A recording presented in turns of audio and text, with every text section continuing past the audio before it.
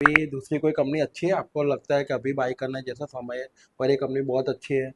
देखो मोस्टली हम लोग अभी हम लोग मोस्टली फोकस ऐसी कंपनी पे कर रहे हैं कि जो करेक्शन ऊपर से अच्छा आ गया है, जो क्राइटेरिया सिलेक्शन का है फंडामेंटल के साथ साथ क्राइटेरिया वो भी है कि जो जिसमें वॉर का मिनिमम इफेक्ट हो और फंडामेंटली बढ़िया हो और ऊपर से करेक्शन भी काफ़ी अच्छा आ गया हो। वैसे एक लार्ज कैप कंपनी है जो बहुत पॉपुलर है, आइडिया।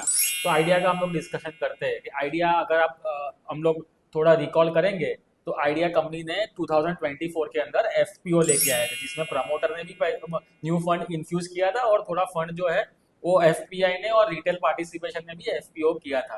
तो वो एफपीओ के थ्रू 18,000 करोड़ का फंड रेस किया था। तो उसमें से मोस्ट ऑफ द फंड जैसे 16,000 करोड़ का फंड उन लोग ने नेटवर्क के एक्सपेंशन के अंदर इन्वेस्ट किया था। ठीक है, वो हो गया अभी उनका नेटवर्क एक्सपेंशन का। और अगर अगर रिसेंट रिसेंट अभी क्वार्टर 3 का रिजल्ट अगर एनालिसिस करने जाएंगे तो उनका क्वार्टर 3 का रिजल्ट जो आया है 11,323 करोड़ का रेवेन्यू जनरेट किया हुआ है। मीनिंग अगर वो आरपू पॉइंट ऑफ व्यू से गिनने जाएंगे, मीनिंग एवरेज रेवेन्यू पर यूजर आरपू, मीनिंग तो एक यूजर जो उनका है वो उनको रेवेन्यू करके दे रहा है 186 रुपीज।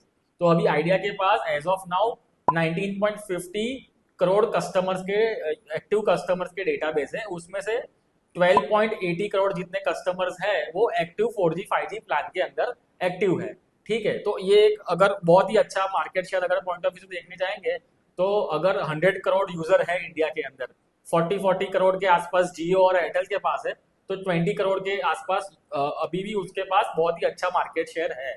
ठीक है, और अभी उसका इसके साथ साथ अभी रिसेंटली गवर्नमेंट ने बहुत ही बड़ी, मतलब बोले जाए तो बहुत ही बड़ी उसको रिलीफ दी हुई है in terms of AGR dues. उनका एजीआर ड्यू का हैंग ओवर चल रहा था लास्ट 5 साल से। ठीक है, तो वो 5 इयर्स का जो एजीआर ड्यूज था वो अमाउंट बहुत ही बड़ी थी, 87,695 करोड़ की। ठीक है, तो वो गवर्नमेंट ने फ्रीज कर दिया मतलब गवर्नमेंट ने क्या बोला हुआ है कि ये जो अमाउंट है वो 2036 से 41 तक आप 6 इक्वल इंस्टॉलमेंट में भर सकते हो। तो मीनिंग ये कंपनी अगर देखने जाओगे तो ये 88,000 का ड्यूज है।